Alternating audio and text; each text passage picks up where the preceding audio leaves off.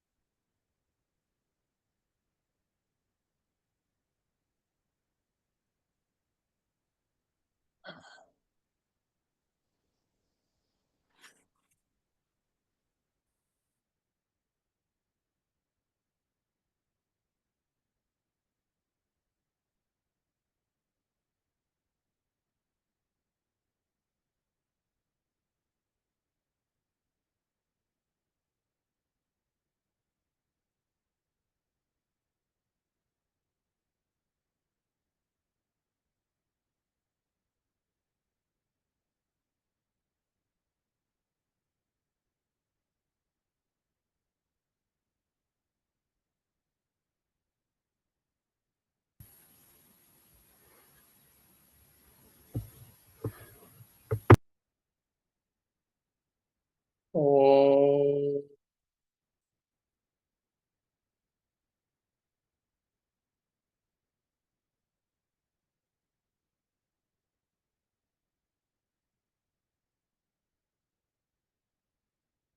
Bhagavad Gita, chapter 7. We will chant the first 6 verses.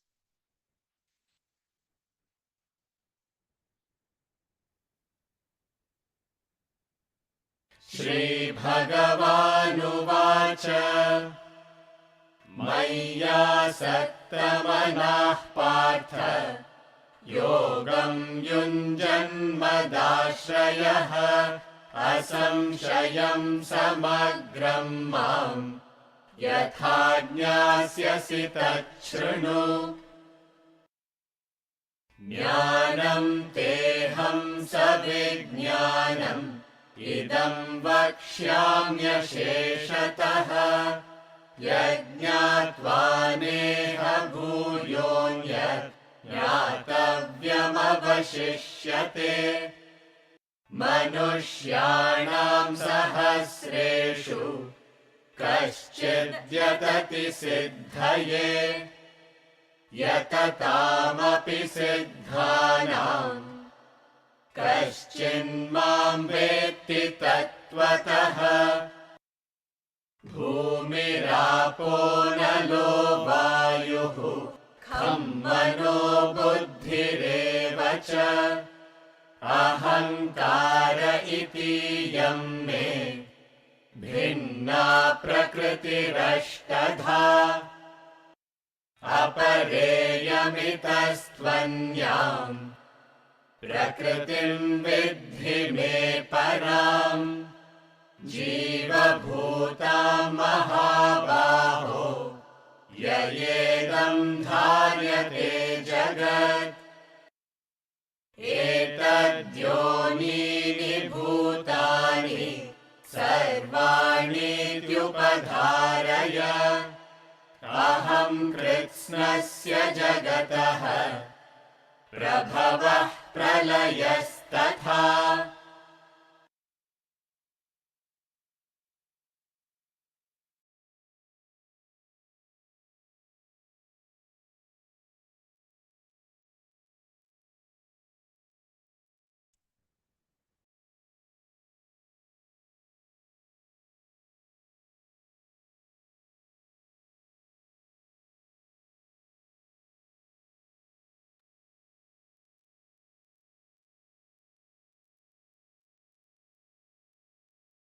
We'll be starting the 7th chapter of Bhagavad Gita from today. And before we start understanding the chapter verse by verse, just a few words about the text Bhagavad Gita. Because I can see some of you are new, so you may not be aware what is Bhagavad Gita, the message of Bhagavad Gita. And also it's a good reminder for all of us. So the Bhagavad Gita Bhagavad Gita, it means song of the Lord. Geet is song, is poem. Bhagavad is Lord, enlightened master's poem, the message. It is part of a greater epic called Mahabharata. It's a huge story which contains more than 100,000 verses. So Bhagavad Gita is the message in that huge story. So we often compare Gita to a pendant in a necklace. In any necklace, pendant is important. You take away the pendant, there is no necklace. So no doubt, Mahabharata is a great story. It talks about righteousness versus unrighteousness. The fight has been going on forever. So it's a great story. There is no doubt about it. But if you take away Bhagavad Gita from Mahabharata, fine, you can say it's a great story, but minus the message. So Bhagavad Gita is nothing but the message of Krishna to the entire humanity. And interestingly, whenever Krishna speaks in Bhagavad Gita does not say Krishna Vacha. Vacha means said. It says Sri Bhagavanu Vacha. The Blessed Lord said. Enlightened person spoke. So the focus is not on any personality. The entire focus is on the universal message. Of course, we respect all personalities. So what is Bhagavad Gita all about? It is nothing but instructions manual for life. We all need a manual for life. So where is this manual? So Bhagavad Gita is one such instructions manual. So when you study Gita, you absorb its message. It helps you to be successful and peaceful in life. We need both. Whatever you are doing, all of us are doing, we want to be productive. We want to be successful. But also we want to be peaceful, isn't it? You may be successful, you may be productive, but you are full of stress. So it's not a correct way to live life. But that combination is not easy, where you are productive, you are successful, and also you are peaceful, you are calm, composed, objective. So when you imbibe the message of Bhagavad Gita, it gives you both. You become dynamic, you become productive, you become successful, and also you are peaceful. Second important point is this knowledge helps you to manage your life because you develop clarity. That clarity helps you to manage your personal as well as professional life because it strengthens your intellect, it improves your intellect. And once you have a powerful intellect, meaning you have clarity of thinking, any aspect of your life you can manage.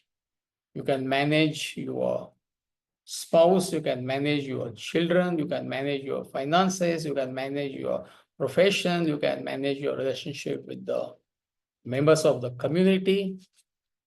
So it gives you that clarity. Third important point is this knowledge equips you to face the challenges of life. And life is nothing but ups and downs for you, for me, for all of us.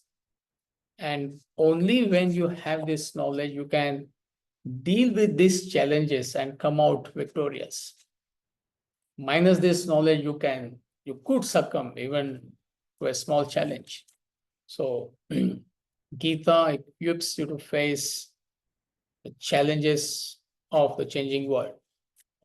And above all, the knowledge of Gita takes you to the state of spiritual enlightenment, self-realization. You can use any word. And every human being is born to reach that state. So how to reach that state is a technique. So Gita gives that technique, and if you apply that technique, and if you purify your personality, you can reach the state of spiritual enlightenment for which we all are born. So, and that's our life's mission. This is what all the scriptures are telling us. So Gita helps us to fulfill that mission. So the question is, why aren't we able to fulfill that mission? Hope you are following the thought flow. If Gita is telling us, if all the scriptures in the world are telling us that our ultimate mission is to find out our identity, who we are. You are that self, you are that truth, you are that divinity. Then what's the barrier? So barrier is ignorance of our true nature. We are not aware of our worth, who we are, what we are. We are nothing but divinity. So since we are ignorant of our own nature, that ignorance creates desires. And these desires go on multiplying. So Gita gives the technique of dealing with these desires. Karma yoga, bhakti yoga, jnana yoga. So when you apply these three spiritual practices, path of action, path of devotion, path of knowledge, it reduces the quantity of desires and improves the quality. And eventually all the desires are annihilated when you follow karma yoga, bhakti yoga, and jnana yoga. And when bulk of the desires are removed, you qualify for meditation. So that was the previous chapter, chapter 6. I'm sure all of you were there, but in case you missed it, you can listen to the recordings. Vijay, they all have access to the recordings, I believe, isn't it? Yes, Amirji. Yeah, so in case you want to recap, if somebody is new, you can listen to the recordings of the 6th chapter. So it talks about the principles and technique of meditation. So this is what Bhagavad Gita is all about. And there are 18 chapters. So we have covered the first 6 chapters. And from today, we'll start with the 7th chapter. So the 7th chapter of Bhagavad Gita is called Jnana Vijnana Yoga, the yoga of knowledge and wisdom. Jnanam is knowledge, Vijnanam is wisdom. So Jnana Vijnana Yoga. And there are 30 verses in this chapter. And these 30 verses can be divided into 6 topics. Now, this topic-wise division of the chapter is not in the original text. It is part of the research done by Swamiji. But it becomes very easy for us to understand the thought flow. Otherwise, you can't make out what is happening. So there are 6 topics, so 30 verses can be divided into 6 topics. So I'm going to ask Radha and Veera to read the introduction to the chapter and summary of 6 topics. It is in the book, Swamiji's book. So in case you haven't got the book, you should get hold of the book. It's available on Amazon. So Radha, why don't you read introduction and the summary of first 2 topics. Introduction. The 7th chapter contains 30 verses. It is entitled Jnana Vijnana Yoga, the yoga of knowledge and wisdom. In the entire chapter, Krishna uses the first person singular pronoun me to mean the supreme reality, Brahman, God. He explains the immanence and transcendence of Brahman. The vicious do not know or seek God while the virtuous worship him in 4 different ways.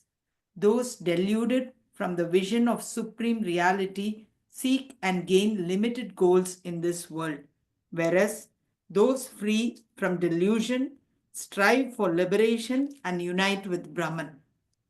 This chapter can be summarized into 6 topics. First, 2 aspects of Brahman, verses 1 to 6. Second, how Brahman manifests itself, verses 7 to 11. Third, the vicious do not know or seek Brahman, verses 12 to 15. 4. The 4 virtuous types who worship God, verses 16 to 19. 5. The deluded seek and gain the infinite fruit, verses 20 to 25. 6. The wise seek and gain Brahman, verses 26 to 30. Topic 1. 2 aspects of Brahman, God. In the first 3 verses, Krishna encourages spiritual seekers on the path of yoga, that he will give them the knowledge and wisdom essential to reach the ultimate state of Brahman. The vast majority of human beings given to the enchantments of the material and sensual world. A rare one among the deluded masses emerges to strive for spiritual enlightenment. And among those few who strive, rarest still is the one who actually achieves spiritual enlightenment. The topic also indicates the omnipresent, omniscient, and omnipotent nature of the Supreme God, Brahman. Its lower and higher natures are manifest in this world. Transcending these two lies the unmanifest reality. Topic 2. How Brahman manifests itself. In this portion, Krishna declares himself as Brahman, manifesting as the quintessence of all sentient beings and insentient objects everywhere. Towards the end of the topic, Krishna suggests subtly that one can locate him in one's own ardent desire for the Supreme. Topic 3, Hari Om. The vicious do not know or seek Brahman. The 3 gunas, qualities, sattva, pure, rajas, passionate, and tamas, indolent, emanate from the Brahman. But Brahman has no gunas. The gunas merely project an illusion on Brahman. The deluded, caught up in this illusion, have lost sight of the reality. They do not seek Brahman. Instead, they follow the demonic ways of life. The 4 virtuous types who worship God. 4 kinds of virtuous people worship God. They are the Artharthi, seeker of wealth, Artha, distressed, Jignasu, seeker of knowledge, and Jnani, wise. The first 3 approach God only for gaining limited goals in the world. The Artharthi seeks God's blessings for enhancing his material wealth. The Artha resorts to prayer to find solace to his distressed mind. The Jignasu explores spiritual fields to satisfy his intellectual curiosity.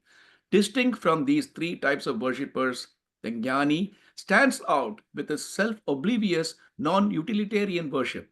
He has no desires for any worldly reward.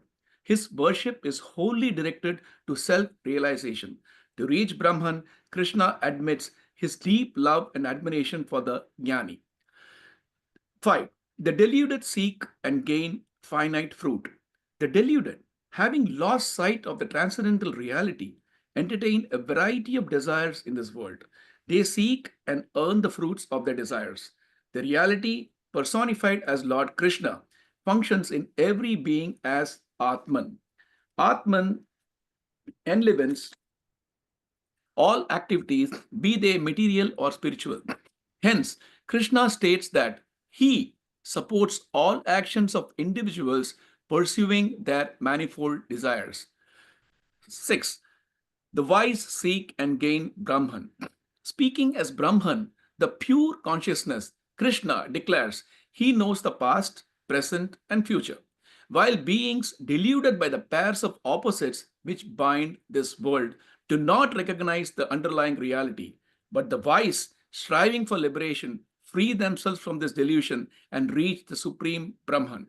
They realize the whole, the play of the Brahman and the individual and the world. Thank you.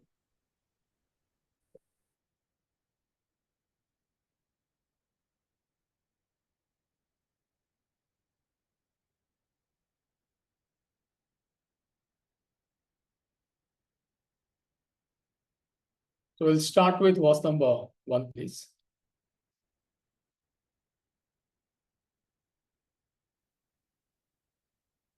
श्रीभगवानुवाच मय्यासक्तमनः पार्थ योगं युञ्जन्मदाश्रयः असंशयं समग्रं माम् यथा ज्ञास्यसि तच्छृणु श्रीभगवानुवाच मय्यासक्तमनः पार्थ योगं युञ्जन्मदाश्रयः असंशयं समग्रं माम् यथा ज्ञास्यसि तच्छृणु. Translation. The Blessed Lord said, O Paratha, O Arjuna, with the mind attached to me, practicing yoga, taking refuge in me, how you shall without doubt know me fully. That you do here. Tashrunu, meaning do here. Now, whenever any enlightened master uses the first person singular pronoun I or me, it means the self, the truth, the divinity. It should not be misconstrued as Mr. Krishna, Mr. Christ, Prophet Muhammad. This is what people misunderstand. So by me, Krishna here means the truth, the divinity, which is the substratum of all the beings of the entire universe. So when your mind is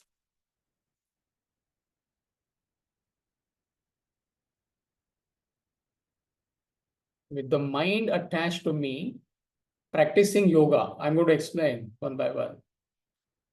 So why your mind is not attached to the self, why it is not planted on the divinity, on the truth, the reality. So you need to ask yourself, where is your mind planted at this moment? So your mind is attached to objects and beings of the world at this moment. We're not saying in a positive or negative sense. It's the fact of life. So you are completely infatuated to the world. This is what you are doing all the time. This is what you are discussing all the time. This is what you want to do all the time. So when we say objects and beings of the world, right now your mind is attached to the objects and beings of the world. It means it is attached to wealth, family, name, fame, reputation, position, power, acquisition, enjoyment, indulgences. This is what is happening to everybody, all of us. It's a question of more or less.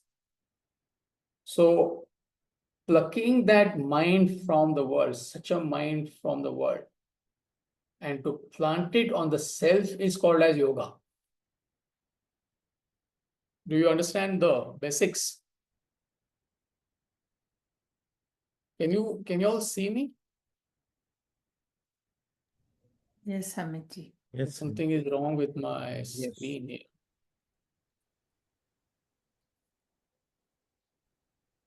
I can't see anybody at the moment. You can see me, right? Yes, Amitji. All right. Yeah, now I can see all of you. Okay, perfect. See, right now, your mind is attached to the objects and beings of the world. wealth, name, fame, family, reputation, acquisition, enjoyment, indulgences. Now, what is being spiritual? To plug such a mind which is attached to the world and to plant it on the supreme reality, on truth, divinity. That technique is called as yoga. The word yoga is derived from the word yuj, meaning to unite. So we are separated at this moment from the supreme reality. So the technique which unites us with the supreme reality is called as yoga. So how to do that? How to plug the mind from the worldly desires, and how do you plant your mind on the higher? By higher, we mean higher values and eventually the supreme reality. So for that, you have to get established in the higher values of life. This is what we are learning. Bhagavad Gita is nothing but educating us on the higher values of life. So when you get established in the higher values of life with your own efforts, your desires for the world slowly fall off. You cannot give up your worldly desires, lower desires. It's not possible. You can only put efforts to get established in the higher values of life. And as you get established in the higher values of life, your lower desires, your infatuation to the world, your attachment to the world slowly reduces. So just to give you an example, all of you are in the profession. Some of you may be working, somebody may be in business. So what are the lower values? That you work only for yourself. What can I get out of my profession? What can I get out of my business? More wealth, more power, more reputation, etc. That is one way of functioning. But the higher value is you work for the welfare of everybody. See, for example, you could work just for your salary, or you could genuinely work for your organization. If you're in business, your focus could be, how can I make profit? You have to make profit, but that's your only focus. The higher value is, how can I help my customers? In a relationship, you could have absolutely self-centered approach. What can I get out of my partner at all levels of my personality, physical, emotional, intellectual? So you claim rights. These are my rights. But the higher value is, how can I serve my partner? How can I serve my family? How can I do my duties? So when you're established in the higher values, your lower values automatically fall off. See, we are discussing how to plug the mind from the world. So the first way to do that is you have to get established in the higher values of life. This is what Bhagavad Gita is teaching us. The second important point is we often talk about the importance of satsanga, isn't it? I mean, most of you are familiar with that word, company of good. But that's a very limited explanation. Of course, you need to be in the company of good people, righteous people, people who are conducive for your growth, your spiritual growth. And also it means conducive stimuli at all levels of your personality. What you hear, what you see, what you taste, what kind of emotions you entertain, what kind of thoughts you take into your personality. So all that put together is satsanga. So if you put efforts to be in satsanga in the company of good people, number one, and put efforts to receive a positive stimuli from the world as much as you can. Some of you may say, how come it is possible? Yes, it may not be possible all the time, but definitely you can put efforts. See, for example, it is within your capacity how much of news you listen to. I mean, yesterday I was with few people. I'm visiting Pune. I'm in the academy, but for some work I came to Pune. In fact, this morning only. There are few people who, they had come to meet me. And they were asking me all sorts of questions. What do you think about Mr. Trump? What do you think about this? 8, 10 questions. I said, I'm not, yes, I live in America, but I'm not aware of what's happening about the politics. Yes, I know generally. Why don't you go to YouTube and find out? Are you getting my point? Other way of functioning is you get into like heated discussion. Each one is taking sides. So you can definitely put efforts, like how much of news you take into your system. Yes, you have to be aware of what's happening in the world, but you cannot be watching news channel all the time. It's not conducive for your spiritual growth. Are you with me? Similarly, company of people. Yes, you cannot be with righteous spiritual people all the time, but definitely you can put efforts to select your company with whom you are moving all the time. So it's not easy, I know, but you have to put efforts. So number one, you have to get established in the higher values. How do you get established in the higher values? Is through this knowledge. Number two, you have to put efforts to be in satsanga, company of the good and conducive stimuli from the world. And third aspect is your daily study and reflection. So that's the key. Every day in the morning, you must get up and study the scriptures. If you're not used to, do it for 15 minutes to begin with. It's enough. And as you are comfortable, slowly increase it to 30 minutes, 45 minutes. As early in the morning as possible, between 4 a.m. to 6 a.m. It depends on your capacity. So if you do these three, you're putting efforts to get established in the higher values.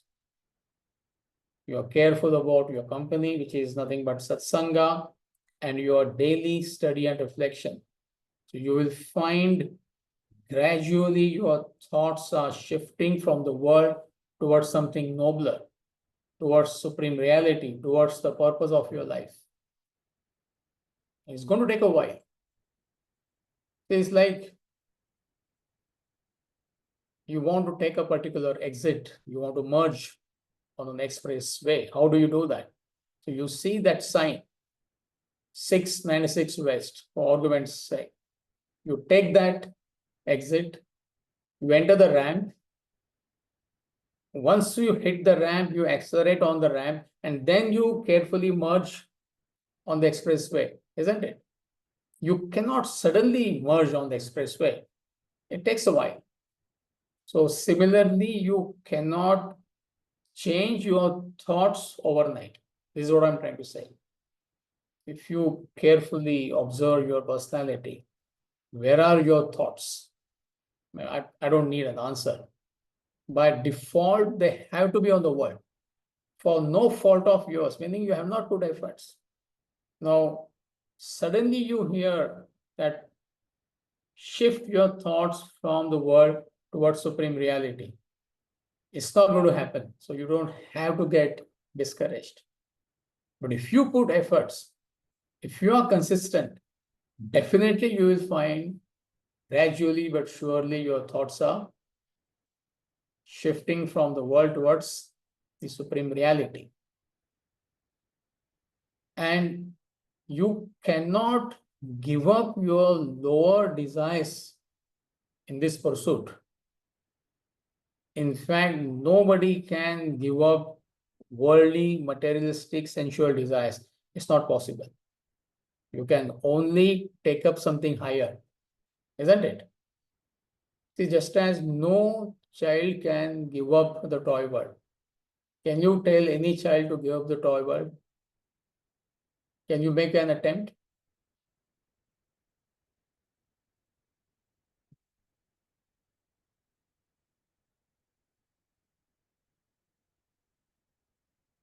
Radha, can I?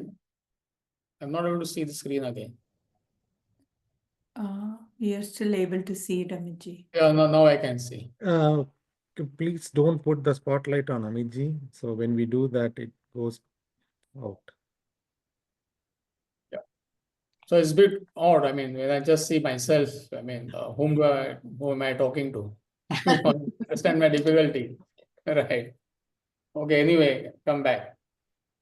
So nobody can give up worldly desires, low desires, just as no child can give up desires for the toys.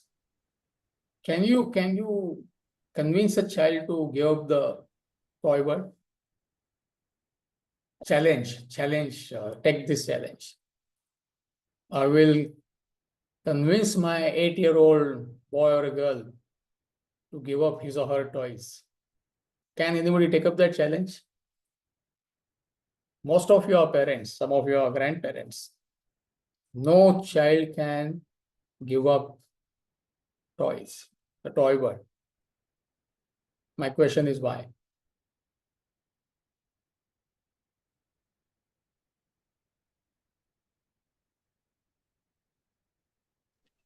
See, if you understand this, you will understand our difficulty.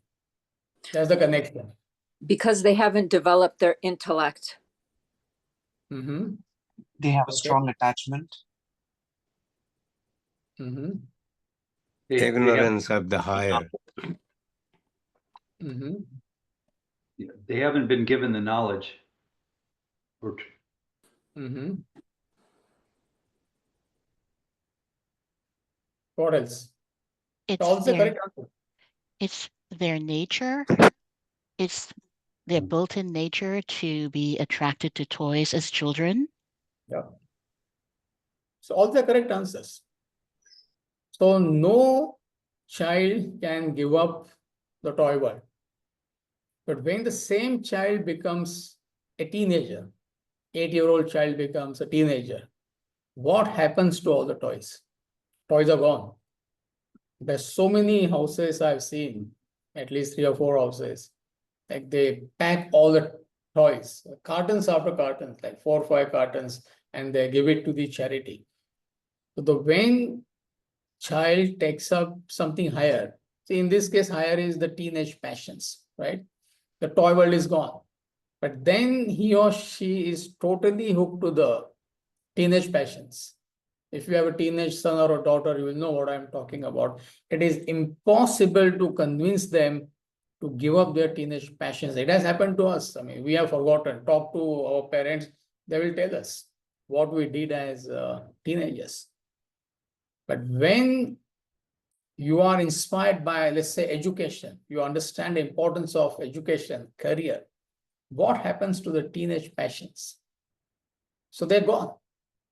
So similarly, what are we playing with right now? What are the toys with which we are playing? All of us. It's a question of more or less. Family, wealth, name, fame, reputation, acquisition, enjoyment, indulgences. And nobody can give up these worldly toys, attachment to all this. It's not possible. It doesn't work that way. It's unscientific. But when you take up higher values of life, your desires for these worldly toys, they automatically fall off. It's a matter of time. See, there's a reason people, they are so scared, so afraid to take to spiritual path, religious path, because they believe they have to give up everything, their family, the wealth and whatnot.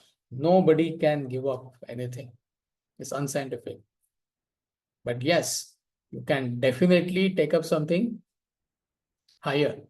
And when you take up something higher, the higher values of life, the lower values fall off.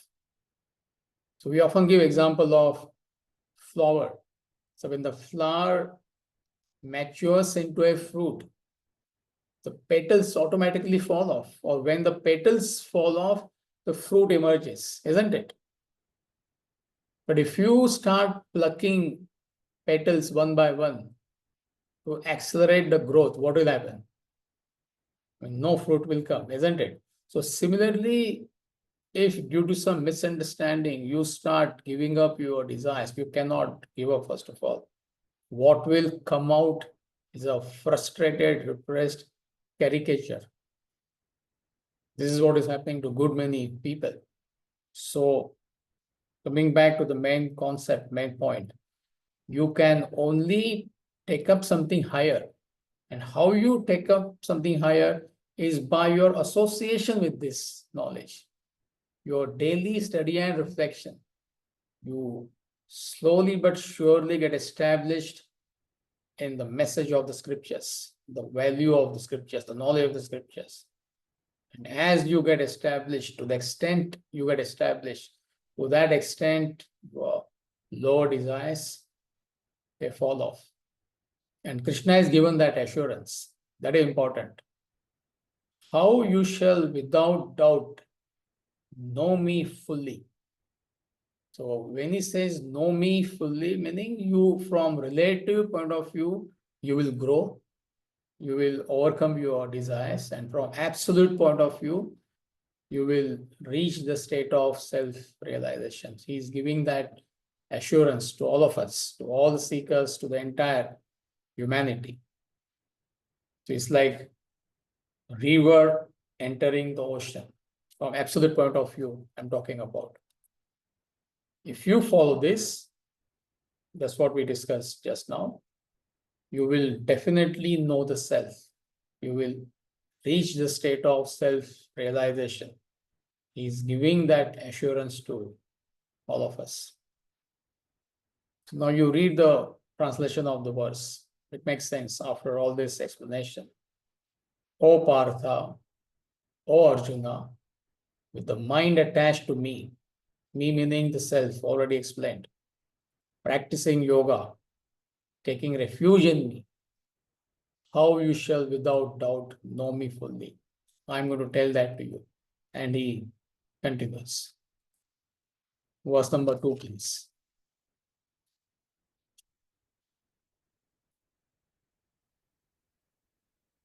ज्ञानं तेऽहं सविज्ञानम् इदं वक्ष्याम्यशेषतः यज्ञात्वा नेह भूयोऽन्यत् ज्ञातव्यमवशिष्यते ज्ञानं तेऽहं सविज्ञानम् इदं वक्ष्याम्यशेषतः यज्ञात्वा नेह भूयोऽन्यत् ज्ञातव्यमवशिष्यते. I will declare to you in full this knowledge, together with wisdom. Savijnanam. Jnanam is knowledge, Vijnanam is wisdom. Which having known, nothing more here remains to be known. See, again, you must understand the basics. What is telling us? That teacher or a book can give you knowledge, information, but not wisdom. I repeat, Jnanam means knowledge or information. Vijnanam means wisdom.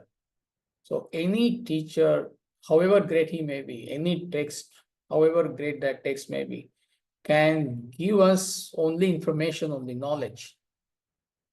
No book, no teacher can give us wisdom. Wisdom you have to develop with your own efforts. Yes, to begin with, you need knowledge, but you need to turn knowledge into wisdom through a process called as manana. Manana means reflection. You need to put efforts to absorb the knowledge. So when you do that consistently, slowly but surely, knowledge becomes wisdom. It turns into wisdom. And when knowledge turns into wisdom, you live that knowledge. See, otherwise you may know it, but still you may not be able to apply. This is a common question, that I know everything, but still I am not able to apply this knowledge in my day-to-day life. A lot of people ask this question. So the reason is, you can't say you don't know. But in spite of knowing, why aren't you able to apply these values, these principles in your day-to-day life? Because information has not become wisdom yet. When it becomes wisdom, you live this knowledge. So therefore, it is extremely important, the process of manana. Manana means reflection. Shravana is listening. So Shravana, manana. Shravana is you hear, you listen. Manana is you put efforts to absorb that knowledge. So without reflection, knowledge will remain knowledge. This is what is happening to a lot of people, if not all the people. So therefore, we keep on repeating every other class. What do we say? Importance of morning study. You heard me, I don't know, 100 times, and I will repeat it 1,000 more times if you are planning to listen to me. I mean, I know, it's not a pleasant thing for me to do, but what else I can convey to you? Knowledge I am giving, I can't give you wisdom. There is no wisdom short. Life will be very easy, isn't it? So, importance of early morning studies must. And also the way these classes are conducted. See, there is so much of opportunity for you to reflect. See, from time to time, you are given the opportunity to ask questions, clarify your doubts. It's nothing but reflection, isn't it? Where you think, you apply yourself. We have exclusive sessions. So many of you are participating. We call it small group discussion format. There is question and answer format, which we do once or twice in a month. So all that put together is nothing but reflection. See, the advantage of, let's use the word collective reflection, when you have group discussions. I think we had that, Radha, isn't it, for the Holocaust of attachment? Yes, Amit. Yeah, so I had given maybe 10, 11 questions. So there's a question, whatever. Discuss the difference between mind and intellect and give examples from day-to-day life. 5 people gave answers. So you may get 5 different angles. So on your own, you may not be able to think, maybe 1 or 2 points you know. But when you listen to others, you can definitely learn 3 or 4 more points. See, I'm visiting Vedanta Academy in India, and I'm attending the students' big group discussions. So I'm in this field for last 30 years, almost 30 years. And good many students, they are new. I'm talking about like post students, 25, 30. At every group discussion, I'm learning at least 1 point per question. That's the beauty. It's nothing but reflection. So what I'm telling you, the format is designed in such a way. One thing is morning study, that is the ultimate reflection. But in addition to morning study, how do you reflect? How do you think? How do you apply yourself? So we have these group discussion formats. So that really helps you to absorb this knowledge, to think, to put efforts. But the problem with you and me, with most people is, see, you don't know. No, don't get offended when I say this. And also, you do not know that you do not know. That's the problem. Because you have understood it intellectually. So you can't say you don't know. But actually you don't know. And you don't know that you don't know. Does it make sense? I think I don't want to talk in riddles. You have heard it 100 times. The difference between mind and intellect. You can't say you don't know. But are you applying your intellect in day-to-day life? You're not. So that means you don't know. How many times we have said, especially in a relationship, why are you reacting to your partner? When partner says something, whatever it may be, some nasty comment he or she passes. So the impulse is to immediately pounce at him or her. What did you say? That is mine. So we say, don't react to it. Why do you react? Just observe. So you can't say you don't know. But you be truthful to yourself. How many times you are getting into an argument with your spouse? Please don't give me an answer. You find out. It is none of my business. So therefore, I am saying, you cannot say you do not know. You know it, but still you do not know it. Meaning, you have understood the concept only intellectually. If it is wisdom, you will be able to apply that. You will leave that value. So you often say in philosophy, there is no difference between knowing and application. By application, I mean the practice. If you know it, you will apply it. If you are not applying that concept, what does it mean? See, I repeat. You don't know. In philosophy, there is no difference between theory and practice, knowledge and practice. There is no difference. If you know it, you live it. So if you're not able to live it, let's take to the example of mind and intellect. It means what? You don't know it. You don't know it. But the problem, difficulty is, I feel I know it. Are you with me? I heard it 100 times, I heard it 1,000 times, so I believe, I know. Yes, you know. You know it intellectually, that's it. It's a very superficial understanding. Yes, other people do not know it at all. So that way you are superior to those people. So there is some kind of awareness, but it's very superficial understanding. But if it is wisdom, then every instance, every aspect of your life, you'll be able to apply that. So that's the difficulty. You know it intellectually, but knowledge has not turned into wisdom.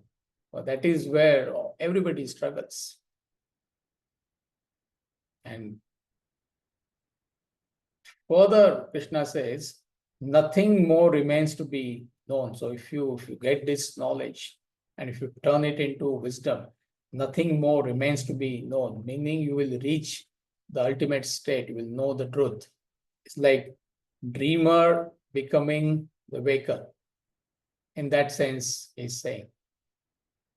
And also another interesting statement he makes, I will give you knowledge together with wisdom. So we are negating whatever we said so far. 15 minutes I said, no teacher, no book can give you wisdom, only knowledge. Now Krishna is telling us, I will give you knowledge together with wisdom.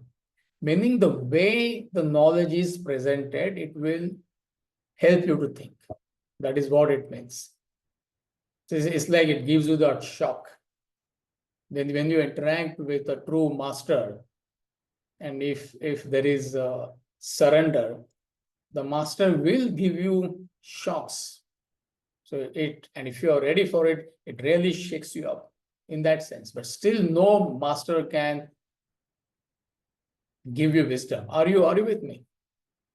But he will explain to you in such a way that you'll be forced to think, hey, what's happening? What am I doing? What kind of a life am I living? Or if you have a particular weakness, he will point it out. So in that sense, it has to be taken. Knowledge together with wisdom. And also the very style of Bhagavad Gita is not a sermon as such. Of course, it is a sermon, but it is question and answer session between a master and a seeker. It's not a monologue that just Krishna is talking, A, B, C, D, E, F, G. No. Throughout Bhagavad Gita, Arjuna is clarifying his doubts with Krishna. You go to Upanishad, the source of Bhagavad Gita. It's nothing but question and answer session. So in that sense, the teacher gives you the knowledge, and also he gives you an opportunity to clarify your doubts. So in that sense, it has to be understood. When Krishna says, I will give you knowledge together with wisdom. Jnanam savidnyanam. I will give you knowledge together with wisdom, meaning the way I'm going to explain it, it will help you to think on your own. So there is a built-in reflection process in the way knowledge is imparted. So I will declare to you in full this knowledge, meaning the complete knowledge, together with wisdom.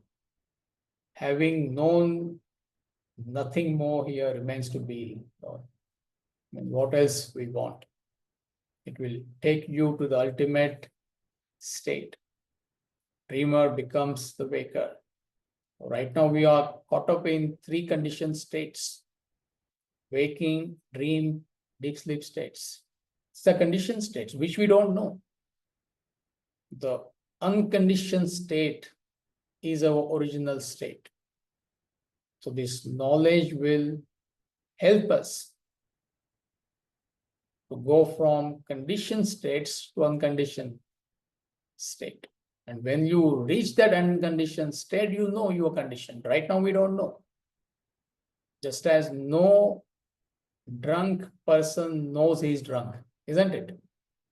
If you try to talk to a person, maybe your friend or colleague who is drunk, you cannot have any conversation with him or her. Why are you drunk? Why are you acting in a weird way? You should not have drunk so much. I mean, it's impossible. But when the same person becomes sober, he understands, oh, what a foolish thing I did.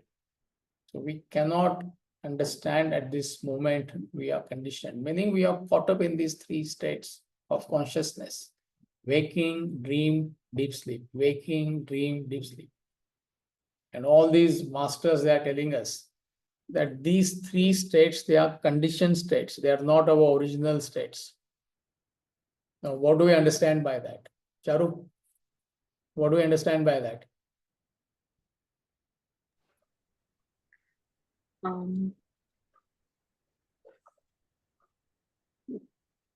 Nothing. That's the answer. Nothing. It means nothing to us. Only when we reach that state, or whoever has reached that state, the unconditioned state, they are telling us by their own experience that you are caught up in conditioned states. So Krishna is giving that assurance to all of us. Having known, nothing more here remains to be known. So important verses, verse number 1 and 2. So I will catch you when you are fresh next week. So you can read the book, the first two verses, and also the introduction and topic summary. It will help you to understand the basics and the thought flow. So are we okay? The group is okay? I hope the quality, audio video quality is good. I mean, in case you don't know, I'm in India right now. And today's session, the next session will be from India. Then I'll be back home. So are we okay with audio video quality? Yes, Amitji. Okay, great. So anything from today's class or, bothering you, you need more explanation? Amiji, one quick clarification. We talk about study and reflection, and Yeah. lot of us have been doing that for years. So is there any, sometimes I feel that there is a lot more study and very less reflection. So is there any ratio of like how much one needs to be studied? We've been doing it for, umpteen years, and we still, feel like we know it and we don't know it. See, for that, you have to follow your best friend, Dr. Vinod Mohe. Okay. He's in Vedanta Academy for 6 weeks. So if you are his best friend, you should be there with him. I don't know what thank you with him. So friends always together, isn't it? Right. 60-40 roughly. 60% reading, 40% reflection, or 50-50. Initially, it could be 70-30, 80-20. Straight away, you can't go into deeper reflection. So you could start with 80-20, 70-30, and slowly try to make it 60-40, 50-50. Thank That's you. the ideal ratio. Thank For that, you have to get a glimpse of 3 to 4 weeks in the academy. So let's conclude for today. I will see you tomorrow in case you are attending Holocaust of Attachment, 10 to 11, right, Radha? Yes, Amitji. 10 to 11 Eastern time. Otherwise, I'll see you next Saturday. Hari Om. Thank you. Hari Om, Amitji. Thank you. Thank you. Thank you. Thank Thank you. you. Bye. Everybody. Bye. Thank Bye. you. Thank you.